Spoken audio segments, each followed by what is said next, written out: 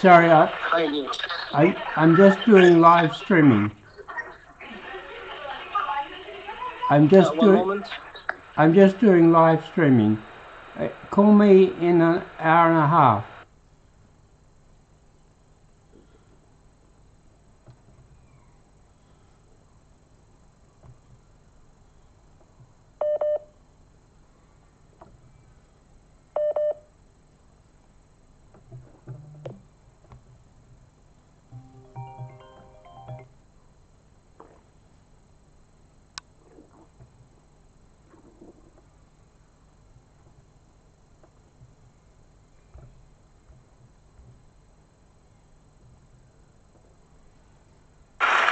As of today,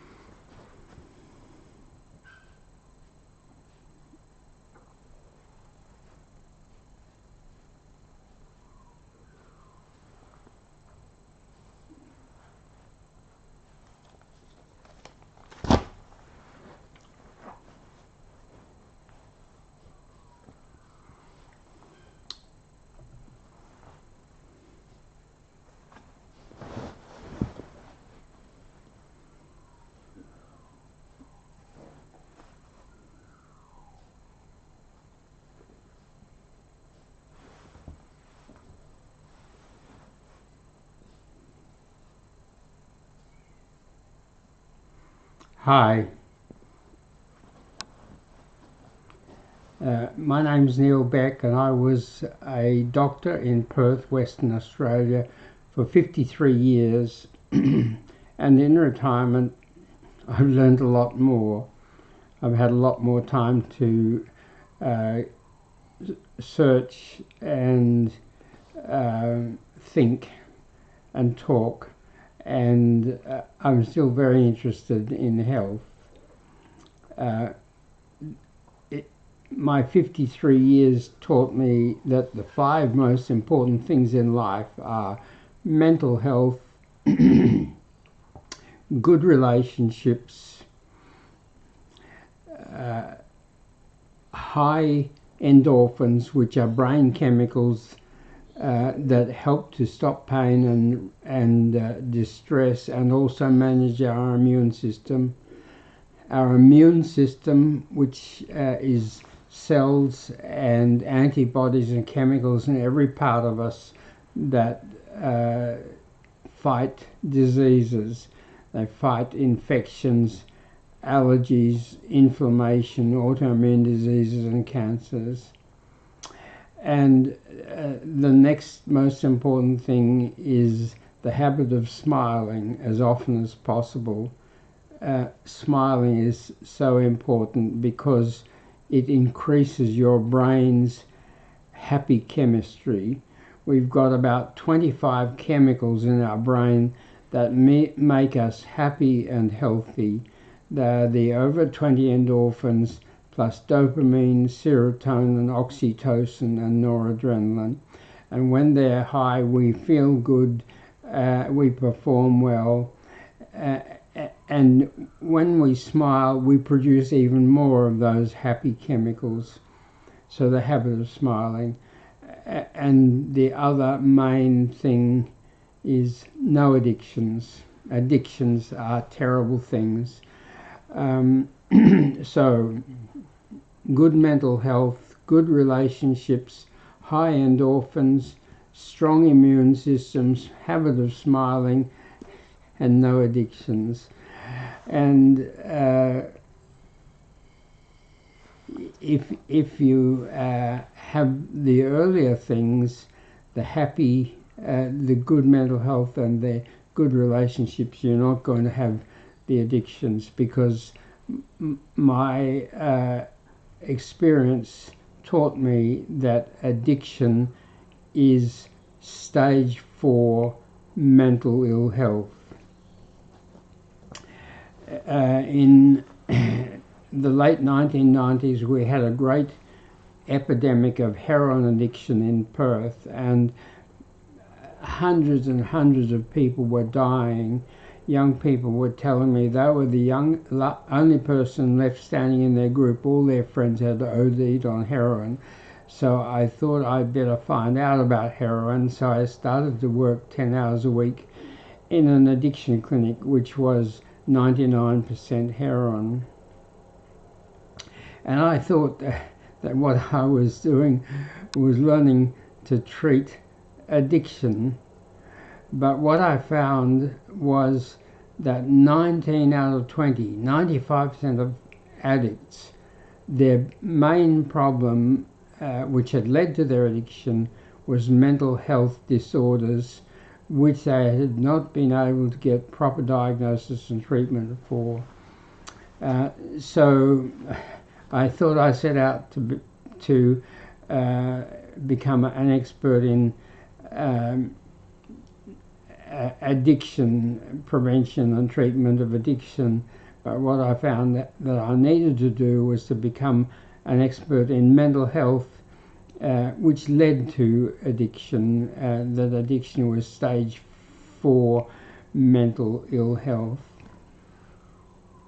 So what were the mental health problems that led to addiction? I went to all the addiction clinics in Perth and Sydney and couldn't find anyone, any addiction workers who knew what caused addiction, or who knew about and understood the importance of mental health. And then one day, when I was sitting in the clinic where I worked 10 hours a week, I saw 15 heroin addicts, and 5 of them had ADD, ADHD. And how did I know that the ADD, ADHD caused the addiction and not the addiction caused the ADD? Well, of course, because these people had ADD since childhood. When I went right back to the beginning, they started their life with attention deficit disorder, which made their life very difficult. They couldn't focus, they couldn't concentrate, they were hyperactive, they were impulsive and made bad decisions, and that caused problems in their family, and their family was already troubled because very often one of their parents had ADD, and then when they got to the school, that was a big problem. They had difficulty learning in the classroom, they were restless, they caused problems, they copped a lot of flack, and they didn't get a very good education. And so a lot of them left school early with a poor education and struggled with employment, and had social problems. And they didn't live in the good end of town where the pediatricians and psychiatrists worked, had their offices. They lived in the poor end of town or poor suburbs, and they really struggled. And eventually they got relief from their distress with street treatments, and street treatments are all addictive. So then I started to check very carefully every new addict I saw, going right back to the beginning, their early childhood, their parents, their family, brothers and sisters, the home, their neighbourhood, and their schooling. And I found that 19 out of 20 of them had severe mental health disorders. So what were those disorders? The commonest ones were worry, anxiety. Worry, anxiety was very common and often very severe. I still remember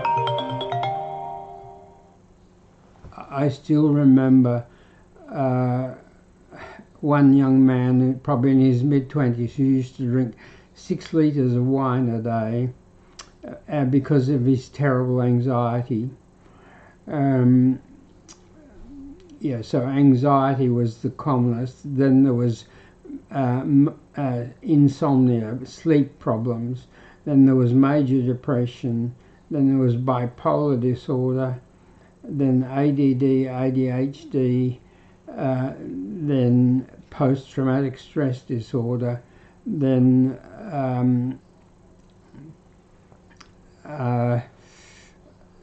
post-traumatic evil focus, people who focused on faraway things because the close-up things were so horrible, focused on Guantanamo Bay or the CIA or terrible things happening to women and children in some faraway place. And then there was IAD, irritability, anger disorder. And then there was some schizophrenia and some autism. So according to the DSM-5, the Bible of mental health, of addiction and psychiatrists, there's 500 different mental health disorders, but I found that that when I learnt to deal with those 8, I could manage almost everyone. And the people who were distressed enough to become addicts usually had 2 or 3 of those things. If they had ADD, ADHD, they often got anxiety and depression as well. If they had very severe sleep disorders, they got anxiety and depression.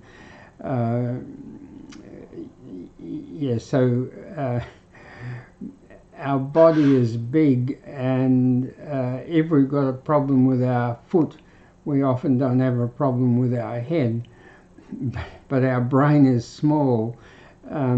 So we used to think of people only having one problem at a time, which is true with the big physical body, but with the compact brain, if one part's not working, the part next to it's often disturbed, and the part next to it on the other side is often disturbed.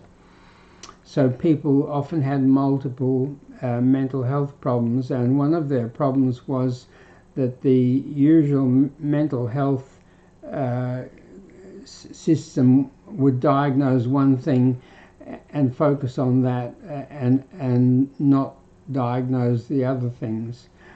And they would be given a name, or maybe they were given 2 or 3 names, but they only remember one. Oh, I've got this.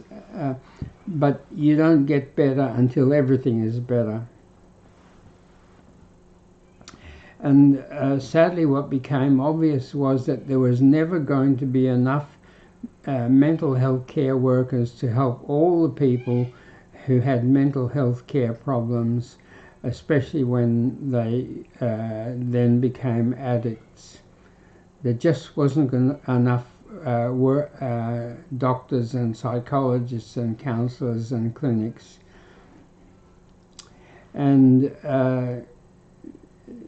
another great problem was that if they managed to get addiction care, they didn't get mental health care, and if they got and the mental health doctors didn't treat addiction, because in the 1970s in Western Australia they separated mental health and addiction care, and there were addiction clinics and there were mental health clinics, and addicts needed both. They very much needed mental health care and they very much needed addiction care, but the mental health clinics would not see addicts.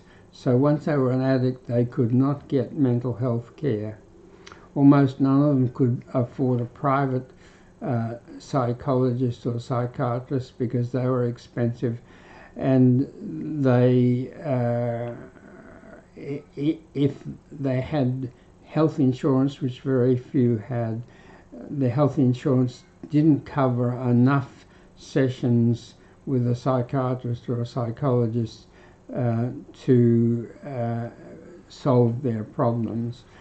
So then they were dependent on free government clinics, and the free government clinics had very long waiting lists, and the mental health clinics refused to see addicts, and the addiction clinics did nothing about mental health.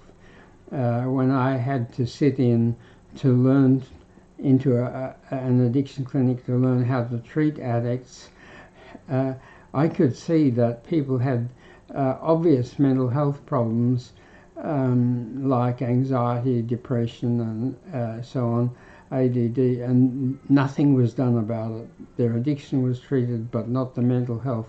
And eventually I realized that the mental health problem was what caused the addiction, and even if you got an addict off their drug of addiction, they were highly likely to relapse because they still had the mental health problem which hadn't been dealt with. So what the addicts needed was dual diagnosis. Dual diagnosis is diagnosing and treating their mental health disorders at the same time as treating their addiction. And that's what they all needed and none of them got. So I started to do that. Sadly, at the time, I couldn't find anyone anywhere who was doing dual diagnosis, but I'm happy to say that now you can go online and find clinics and doctors doing dual diagnosis in many places, and that works so much better, so much better. When people's anxiety or depression or bipolar was treated, it was so much easier to get them off their drugs, and they were so much less likely to relapse if their mental health was well managed. So what I learned in when I was supposed to be learning how to treat addiction, what I was learning was how not to treat addiction.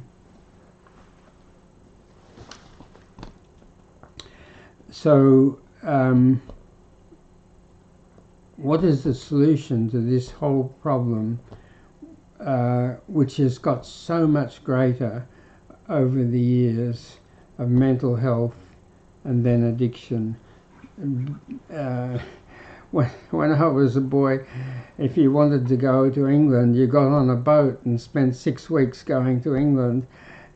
Now you fly there in less than 24 hours, and that increase in transport unfortunately resulted in all sorts of addictive substances coming to Perth, which we'd never had before, because Perth is one of the most remote cities in the world. So we got everything. We got speed, we got cocaine, we got marijuana, we got crystal meth, we got ecstasy, MDMA, and we got addictive painkillers. So what is the solution for all this? The solution, what I found was the reason why there was never going to be enough mental health carers was that the mental health carers and addiction carers had weak tools. There were only 2 tools, medicines and talk therapy, and they both had great weaknesses, and what was needed was a complete package of tools, not just 2 tools. Today we do everything with tools, If there's not a good tool, to do something quickly and easily, someone makes a tool. But in mental health, we still only had two tools, medicines and talk therapy. Medicines had two great weaknesses.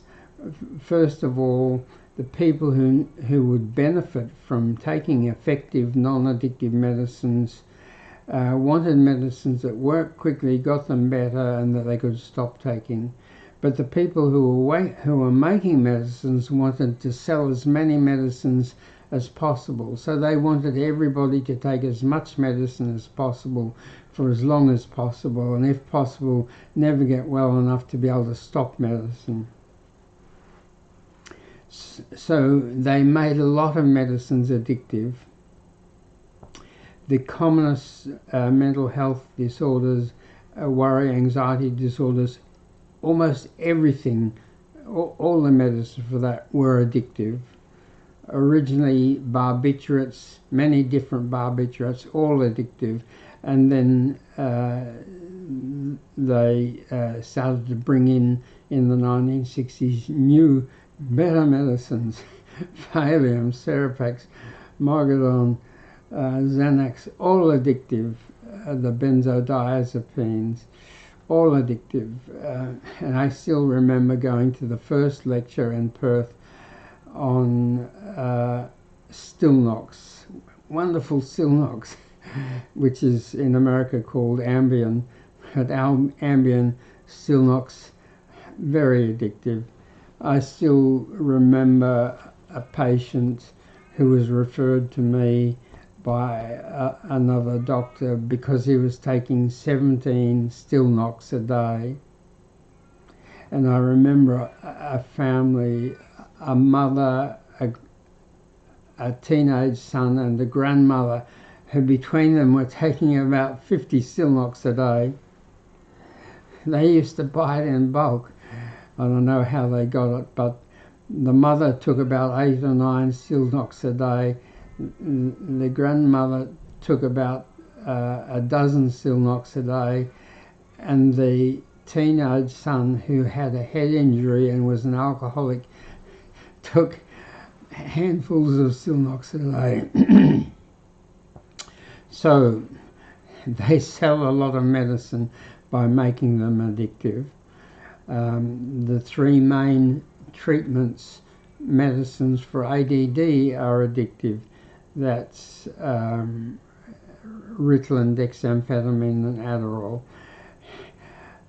A family member tried to tell me recently that they weren't addictive because he's got ADD and he takes them and he hadn't got addicted to them, but it's just that he didn't have bad enough ADD.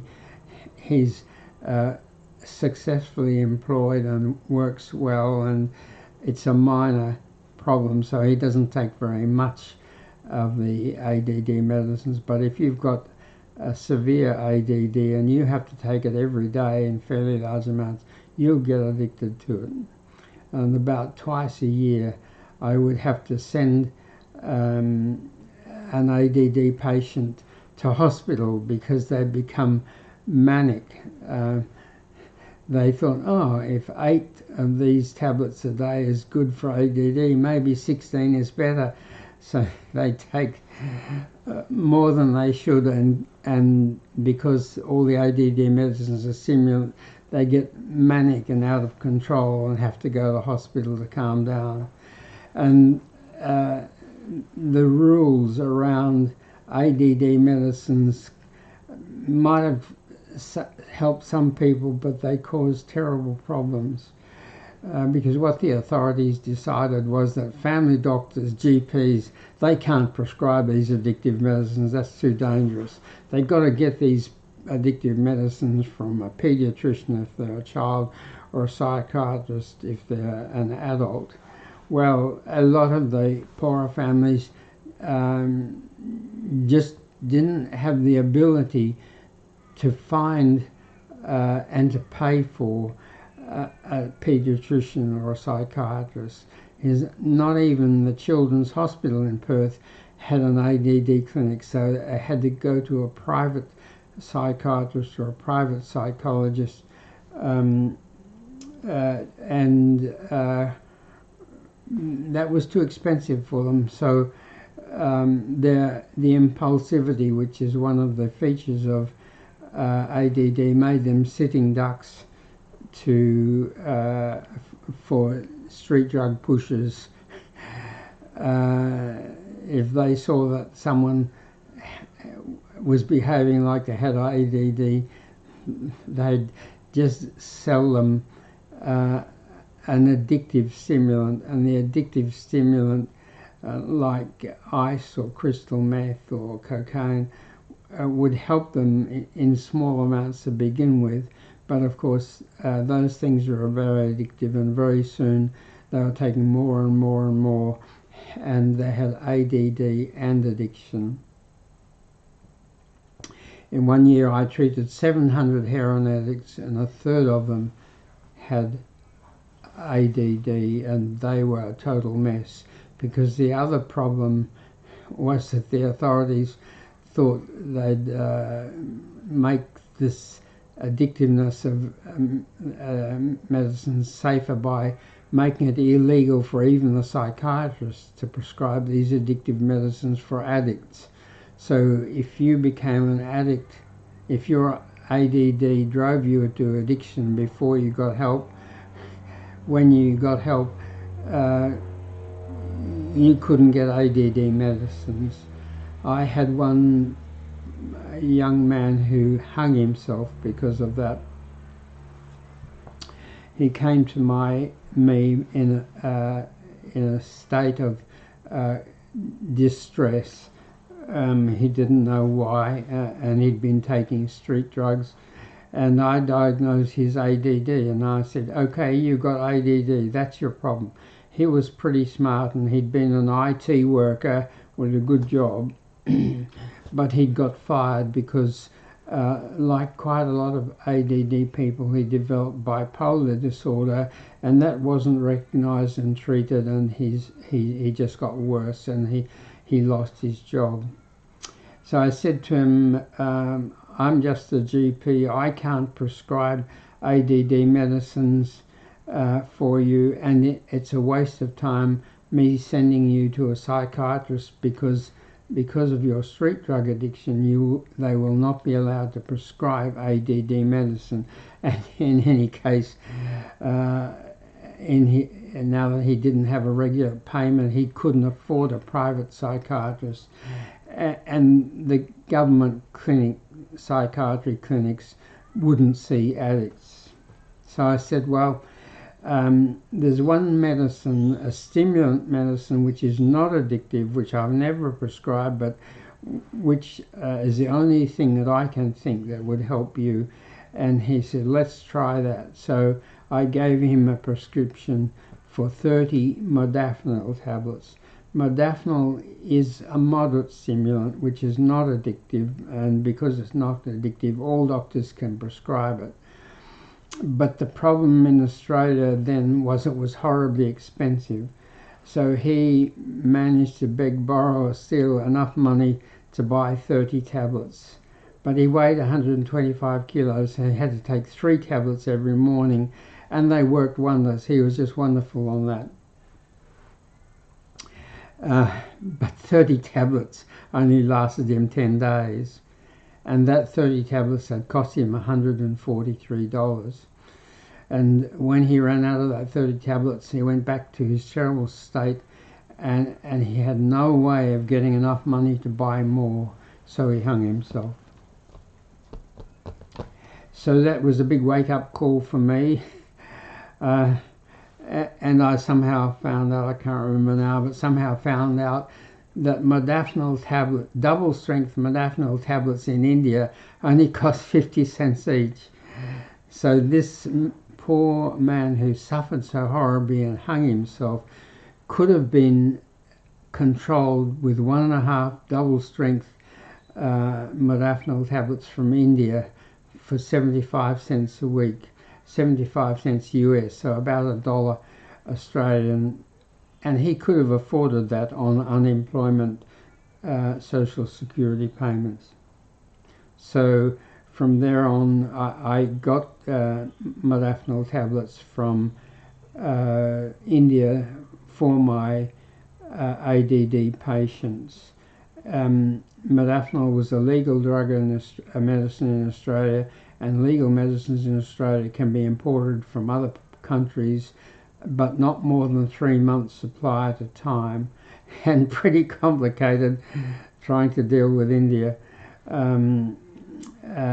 transferring money and so on, and people couldn't do that, so I did it for them. And eventually what I found was better than modafinil was not what I now call Upfast. And Upfast is a combination of modafinil and microdose naltrexone. Microdose naltrexone boosts people's endorphins, and that combination was even better than modafinil on its own. So, big problem with medicines was so many are addictive, and the other problem is they're so slow.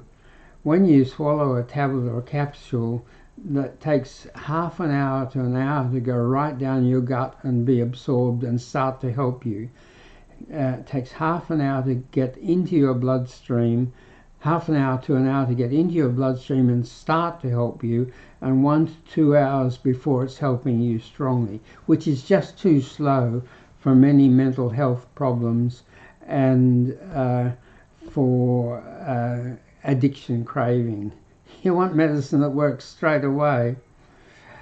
Oh, that's easy, the pharmaceutical industry says. Just take the tablets 3 times a day, every day, whether you need it or not. And don't wait till you start to have an attack. Just take the medicine every day, 3 times a day. Well, unfortunately, that's costly and cumbersome, and medicines don't seem to be as effective if you take them every day. Even if they're not addictive, they don't seem to be as effective.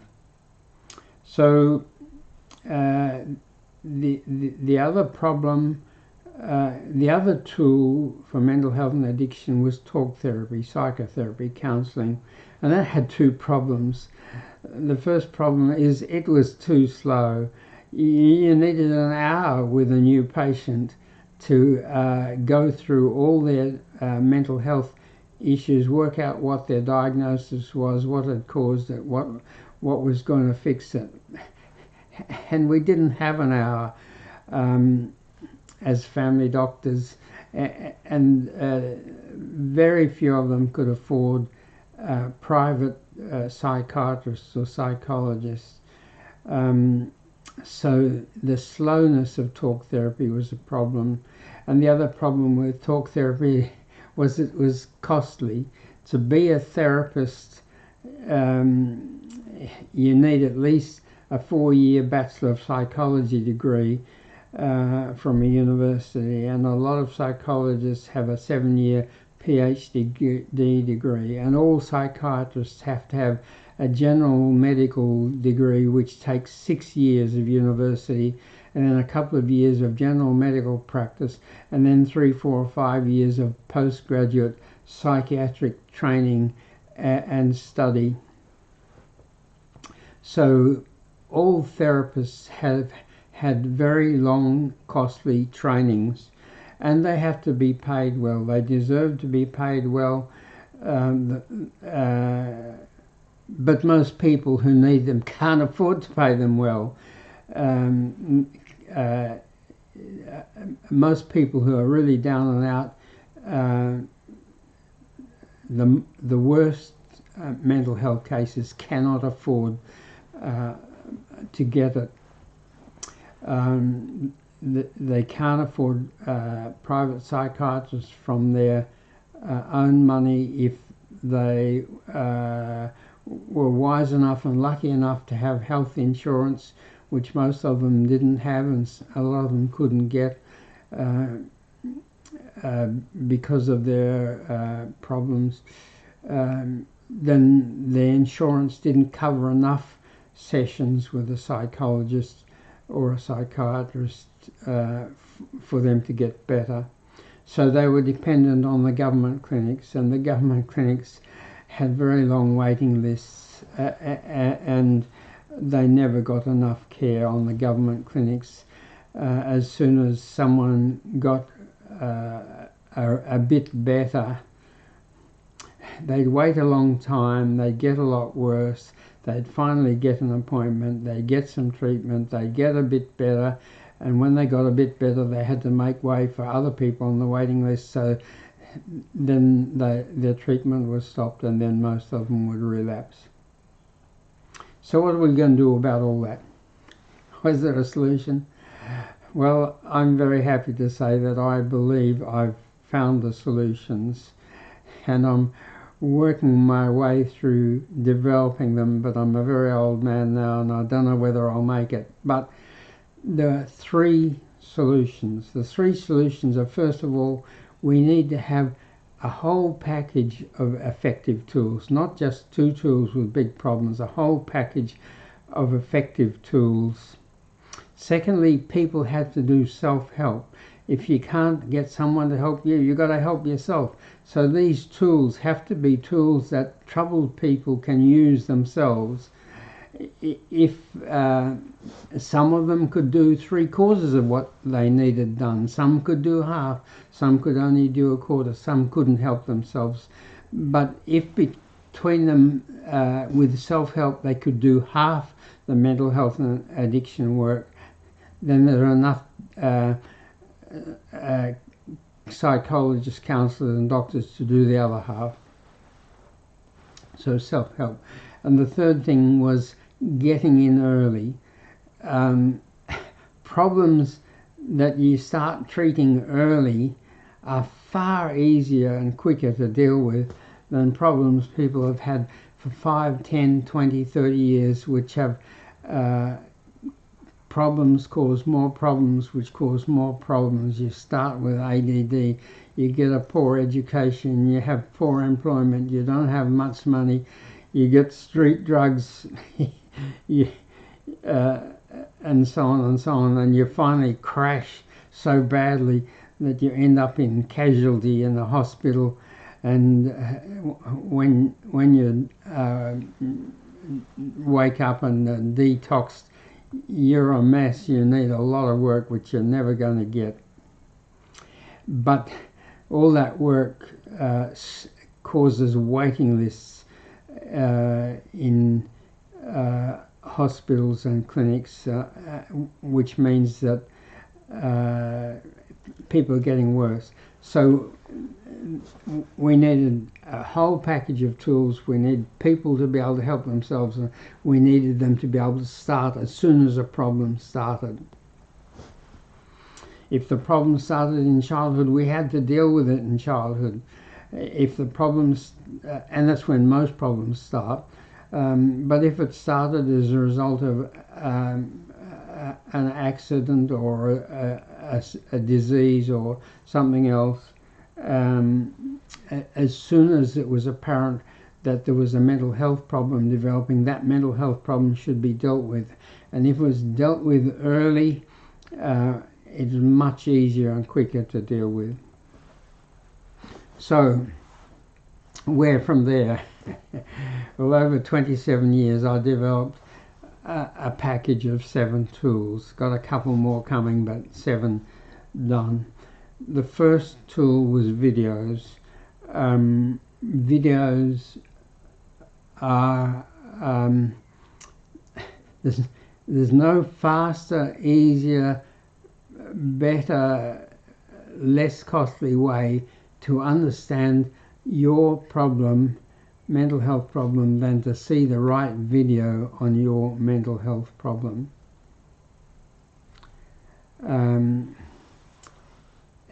And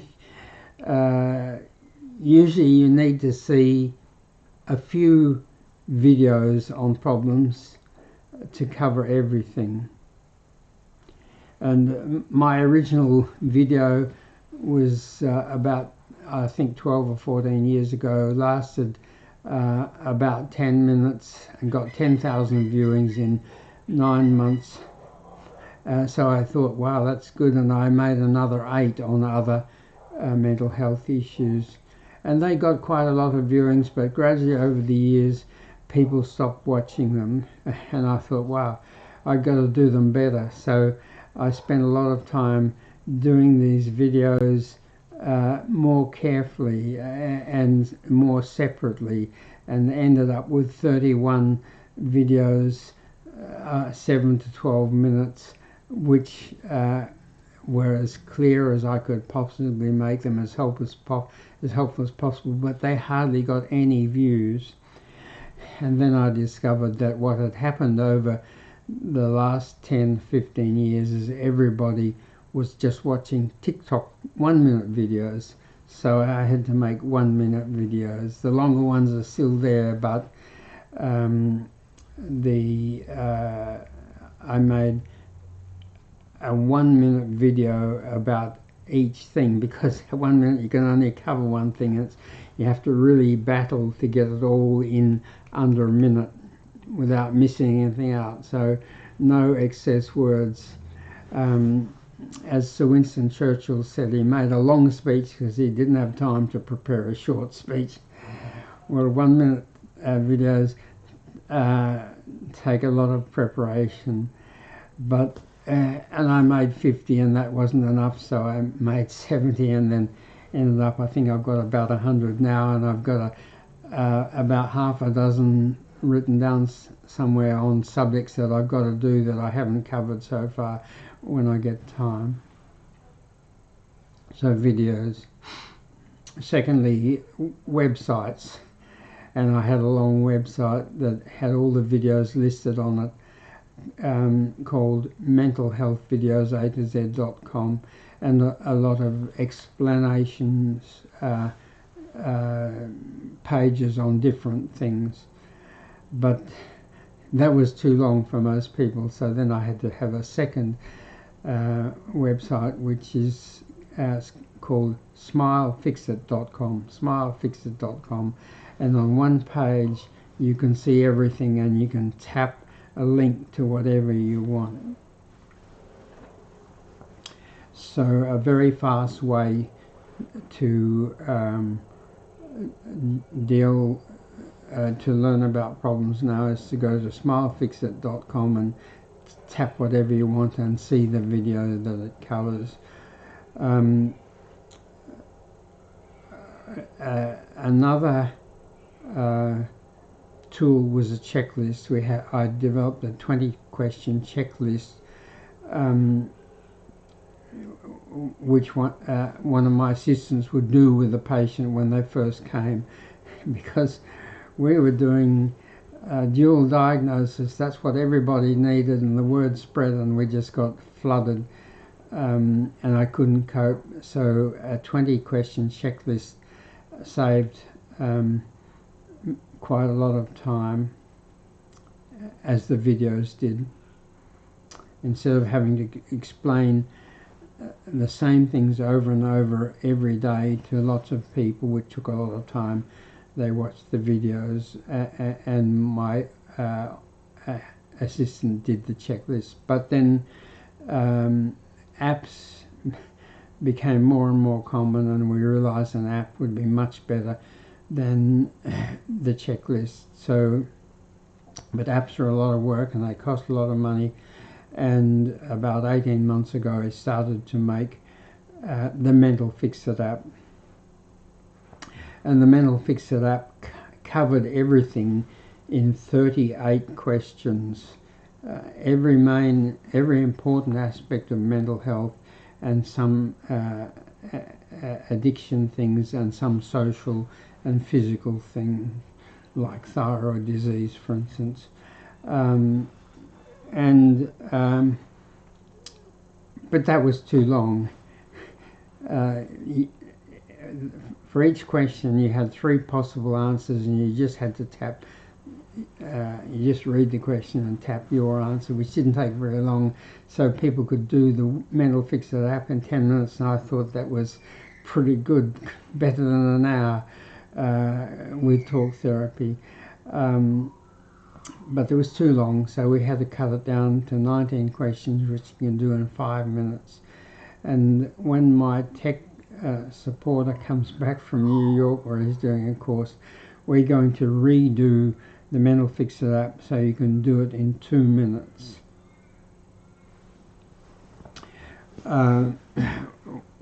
My goal is that a troubled person should be able to whiz their phone out and in 10 minutes know what his problems are and have a lot of understanding about those problems and how to treat them. Whiz the phone out. If it's an iPhone, tap the Google Play. If it's an iPhone, tap the App Store icon and download the free Mental Fix-It app in a few seconds. If it's an Android phone, tap the Google Play icon and download the Mental Fix-It app free in a few seconds.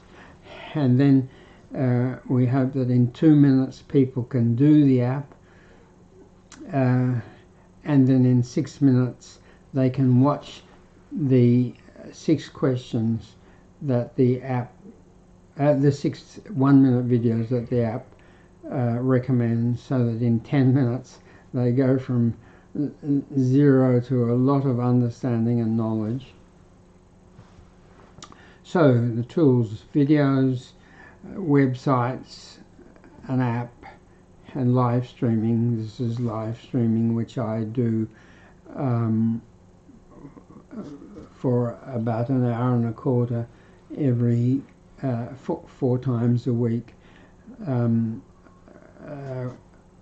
not sure how long I can keep doing that, but I will as long as I can. 7 p.m. on Wednesday, Friday and Saturday evenings, which is 9 p.m. in Sydney and Melbourne, but unfortunately it's 7 a.m. in New York and 4 a.m. in Los Angeles and somewhere in between that in London.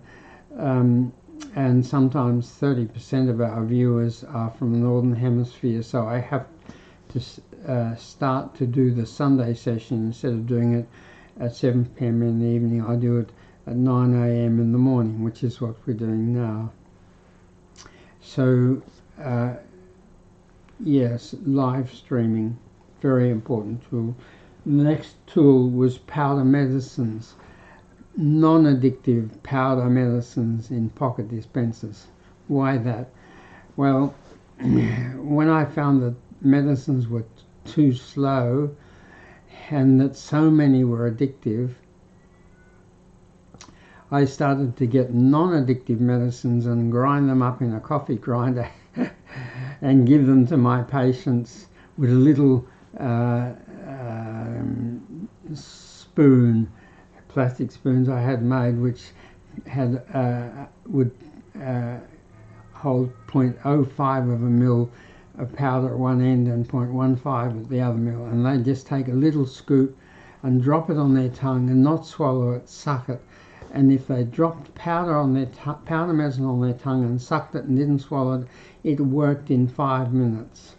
Your tongue is pink or red because the blood vessels are so close to the surface, and when you drop thousands of granules of powder, tiny granules of powder medicine on your tongue and suck it and don't swallow it, it gets into those blood vessels, into your circulation and to your brain where it's needed in 5 minutes.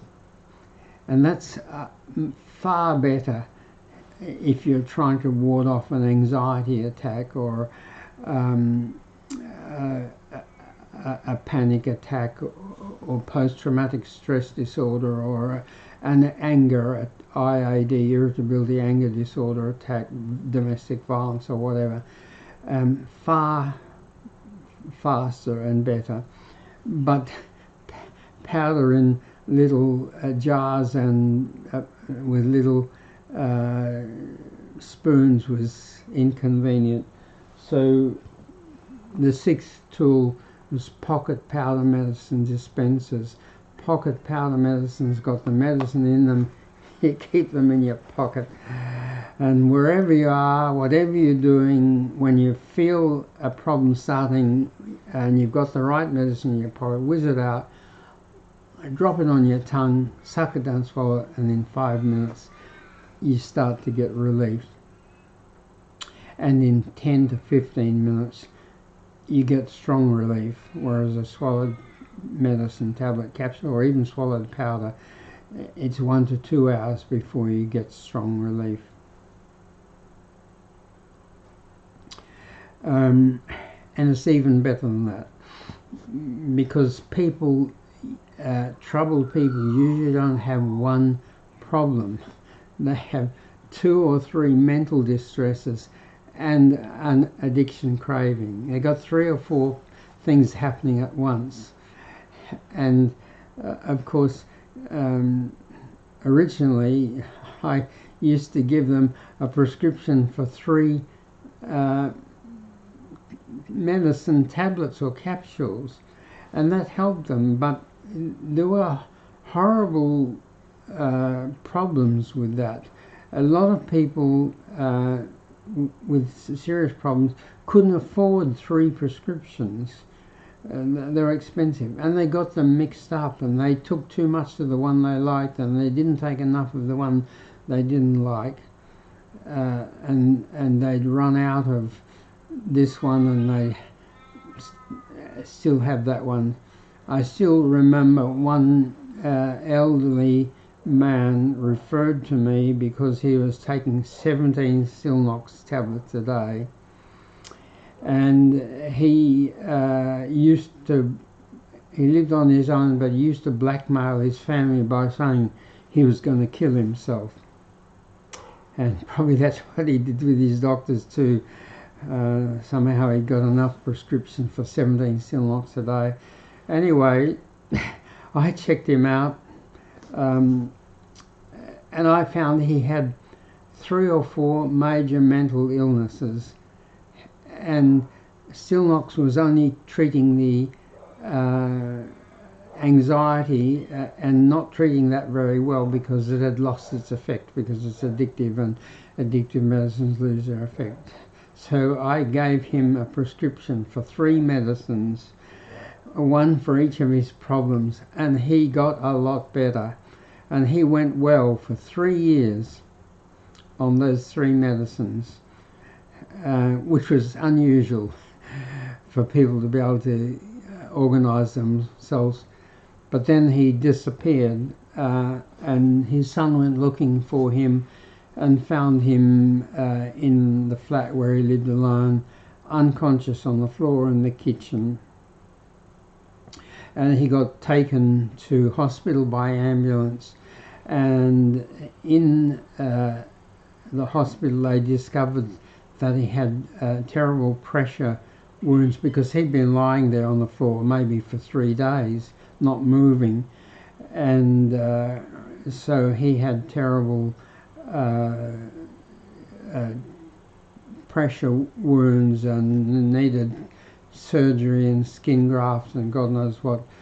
And the doctors in casualty reported me to the medical board for giving him 3 medicines. They said, "You're giving him too much medicine." And I got fined $10,000. And the man came back to see me afterwards, and he was very grateful for the 3 good years and for the treatment he had, and he couldn't get treatment anywhere else, but I couldn't treat him anymore, so that was a disaster.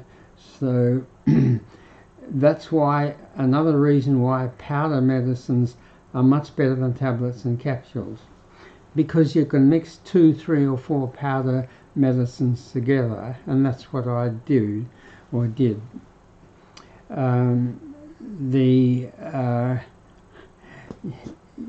You put a medicine for this mental powder for this mental distress, and a powder for that mental distress, and a powder for that mental distress, and a powder for that addiction craving, and mix them all together. Now, it doesn't work perfectly, but it works a hell of a lot better than 3 separate tablets, and it's powerful. They get a lot of benefit, and it's not addictive, and they don't overdose on it. They don't get it mixed up. It's just one powder in one pocket dispenser. And it's even better than that, because with powder you can get your personal best exact dose. We sort of think, the average person thinks, and sadly a lot of those think, oh yeah, you take one tablet or you can take 2 tablets.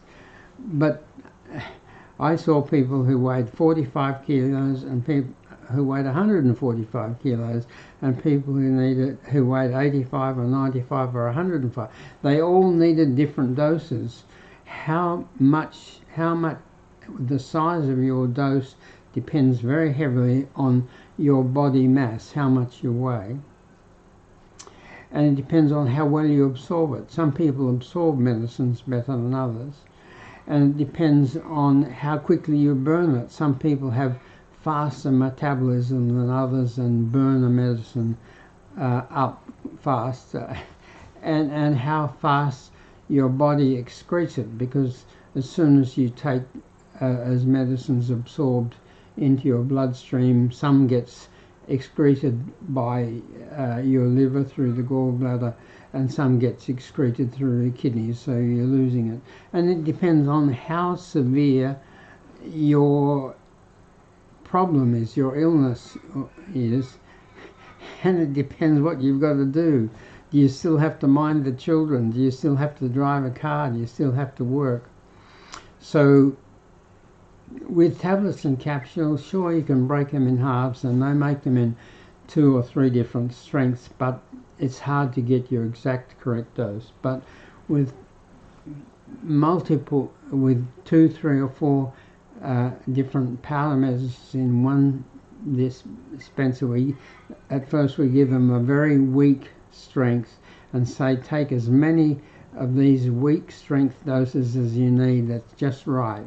That makes you as good as possible without side effects, or with tolerable side effects. So they experiment, start with 1 dose, then 2 doses, then 3, 4, and they eventually find that 4 or 5 or 6 doses are right, and then we just calculate a mixture that contains their best amount in 1 or 2 doses. Because if you don't take enough of a medicine, it doesn't work very well. And if you take too much of a medicine, you get side effects. So you need to find and take your best amount, and the best amount is far easier to get with powder. The 7th tool is heartbeat meditation aids. Meditation is such a valuable habit for anyone with mental health concerns or addiction to learn. It's very good for everybody to learn who has any stress or pressure in their life, which most people do for most of their life. So what is meditation? Meditation is a little holiday or rest from all your stresses and strains and worries. What they teach you to do is to focus on something, and when you're focusing on that, you can stop focusing on everything else, and have a rest from all those other things. And what do you focus on? They teach you to focus on a word, and you're just repeating that word again, again, again, and while you're focusing on that, you can stop focusing on the other problems, and your mind wanders back to your problems, but then you refocus, and you keep on doing that, and eventually you get so good at focusing on that that you get very good at having a rest from everything else. or they teach you to focus on your breathing. Breathe in, breathe out, breathe in, breathe out. Stop thinking about everything else. Breathe in, breathe out. But a word or your breathing are not very mind-grabbing things. So I thought listening to your heart would be more mind-grabbing. Like all doctors, I've been listening to hearts for 50 years. And hearts with a stethoscope be loud and strong, and you can focus on them, and when you're listening to someone's heart, you don't know what else is going on around you. So I thought I got a cheap stethoscope, cut it short, you put it in your ears, that's the hearing part, you put that down under your clothes on the upper left chest, right over your heart, and you listen to your heart beating, and it's mind-grabbing, it's interesting, it's loud, it's clear, and your mind still wanders back to your worries, but it's much easier to focus on your heartbeat, and so you can learn to meditate. A lot of the people who would most need meditation and would most benefit meditation because they've got so many worries and concerns just can't learn because they can't focus well enough on something that allow them to have a holiday from their troubles. But heartbeat meditations worked for a lot of people that words and breathing didn't work. When you've done that for a couple of months and you get fairly good at it and your brain adapts to it, your epigenetic factors in your brain adapt to it, then you can focus on a word or you can focus on your breathing. And focusing on your breathing is the best, because breathing, regular breathing, is a very important part of calmness. When you go to sleep, if you notice just before you go to sleep, your breathing gets very steady. Steady breathing is the best way to meditate, and you can learn to do that. Some people can learn right from the beginning, but you can learn to meditate with a heartbeat meditation aid, and when you get fairly good at it, then you can gradually switch to focus only on your breathing. And then anytime, anywhere, when you get good at it, you can just suddenly meditate for a minute. You're driving the car, you get stuck in a traffic jam, you can meditate for a minute, and you'll be much less aggravated by the traffic jam. Or you can meditate for 5 minutes at lunchtime in your lunch break, or you can meditate for 10 or 20 or 30 minutes when you get home from work and just de-stress. One of my friends told me how whenever she wanted something from her father, she always asked him just after he'd done his meditation when he came home from work, because he was always in a better frame of mind then and would more likely to do what she wanted.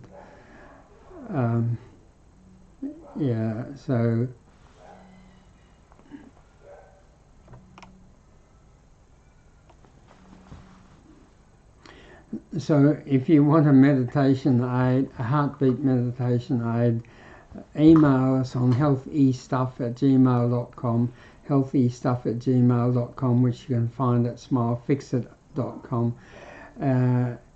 And for $25 and postage, we'll send you one anywhere in the world.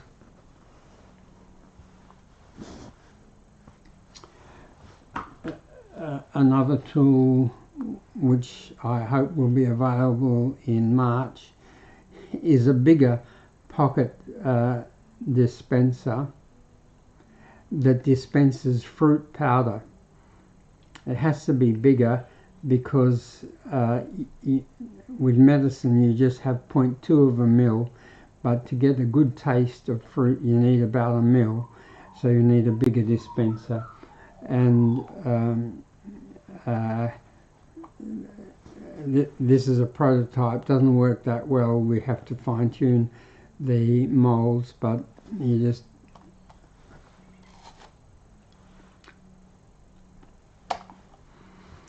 got a lovely taste of vanilla, and that makes me feel better and may help me to avoid sugar or biscuits or cake or even cigarettes, because we have got, apart from the worldwide catastrophe of mental health and addiction that's grown so much in the last 50 years, we've got the catastrophe of obesity and diabetes and blocked arteries due to too many calories, due to too much sugar and not enough exercise.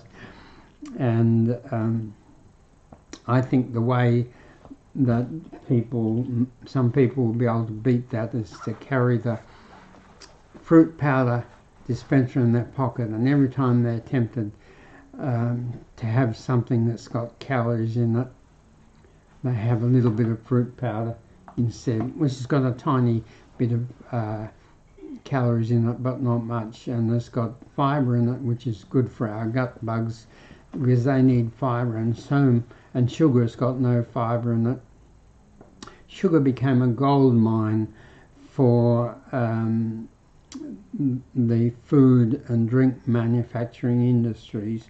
300 years ago, sugar was a rare luxury that just the rich people could afford, but they loved it so much that gradually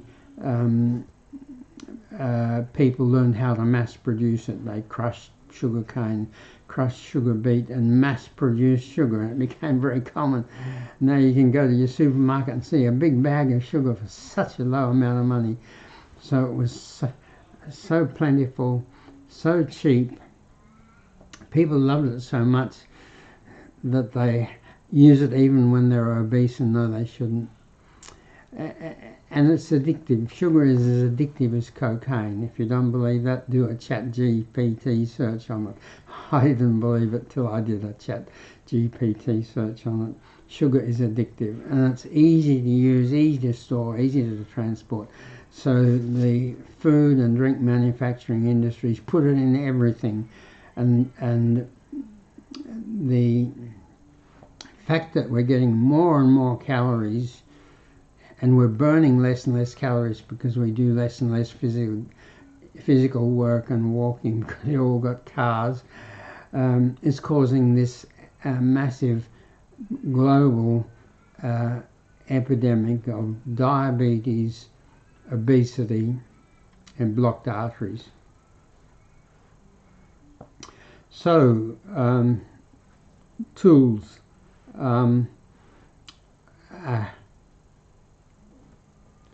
Well, I think that's enough for today. So I'll close now, and I'll be back Wednesday evening at 7 p.m. Perth time. And I'm very interested. I don't know how to communicate people live. The technology's beyond me, but I'm very happy to receive comments, questions, criticisms. What do you want to know? What didn't we cover? What didn't we cover clearly?